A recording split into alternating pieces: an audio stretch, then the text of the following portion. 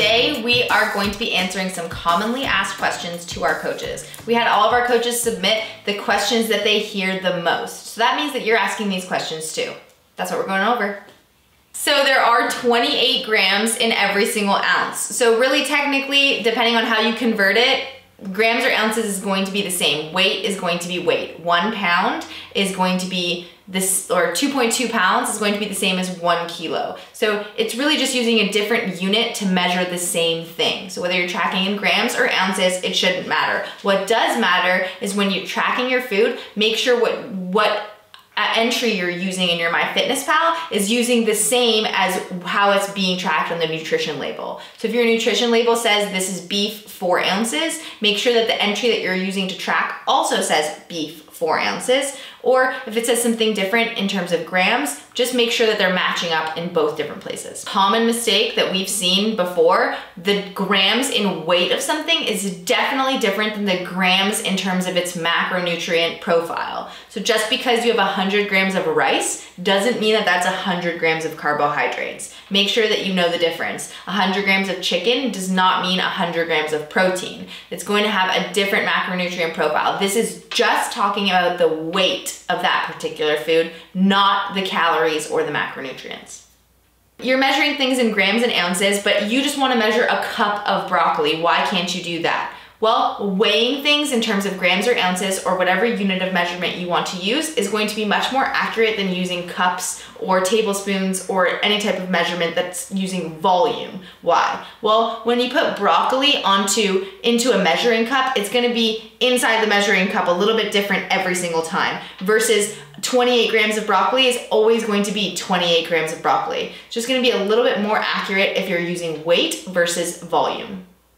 We want you to hit your macros at the end of the day. So that means getting as close as possible. Optimally, we want you to be within 5 grams of protein and carbs and within 2 grams of fat. But what if you're just so full and you couldn't possibly eat anymore? Well, just know that if you've made an entire meal, you do have the option to just put it away and finish that meal later. Those macros are still going to be there. But if you still really find yourself being so full at the end of the day, there are definitely some options to make things easier for you. One would be to try and drink calories more often. This doesn't necessarily mean having soda or fruit juice. It could mean making a really healthy smoothie, but drinking that food is going to feel definitely different in your stomach than actually chewing and physically eating your food.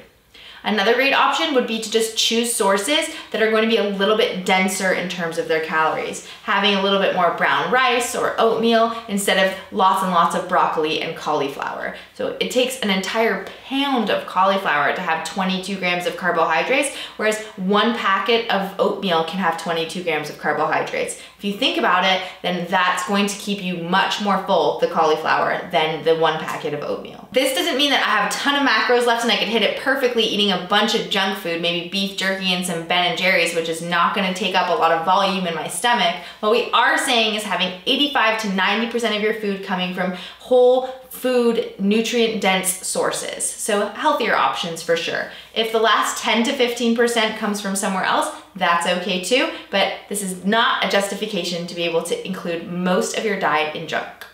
When you start with working against gravity, the initial macros that your coach is going to give you is just a starting point. This is not the magic and it's not where you're going to make the most of progress. What we do is we use those numbers to assess what works for your body, what changes are going to happen over time, and we definitely make adjustments almost every single week, especially if you're not making the progress that you want to be seeing.